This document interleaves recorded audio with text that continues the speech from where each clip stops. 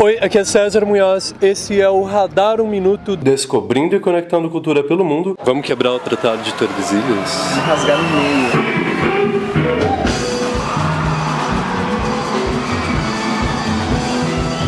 Mateu, o que te move? Por que você faz o que você faz? Trabalhei em banco no início da minha carreira. Tinha um amigo meu que hoje em dia segue no mercado financeiro, falou assim pra mim, teu filho perguntar pra tu, o que você faz, pai? Eu faço dinheiro, filho.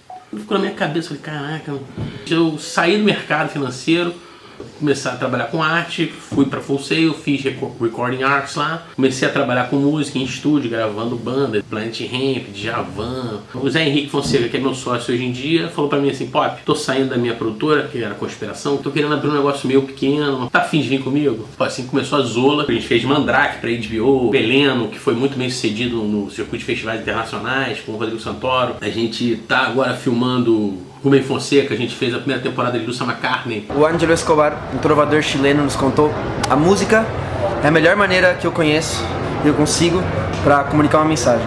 E se eu achar uma maneira de fazer melhor, eu troco. Que outras maneiras você já achou até hoje na vida de comunicar? Mensagem? Com aula, especialmente aula para crianças. Vamos começar a desenvolver conteúdos infantis, para que as crianças do Brasil não sejam escravas de consumos e de maneiras de culturas que não são a nossa, né? Transmitir um valor e um universo de valor. O primeiro a ser lançado é o Valentins, que é uma série inteira falando sobre os medos das crianças, de fantasma, aos pais não estarem em casa. Eu gosto de reconstruir o rosto, reconstruir a imagem, reconstruir tudo assim, porque tudo pode ser mudado. Que nem eu posso mudar de instrumento de comunicação, também posso mudar de rosto. Como se estrutura as finanças de um projeto desse tipo? 20%, se muito, dos Valentins é filmado fora do estúdio. E os outros 75, 80 são filmados em estúdio. Um ator infantil, ele só pode atuar 6 horas por dia, 5 dias na semana.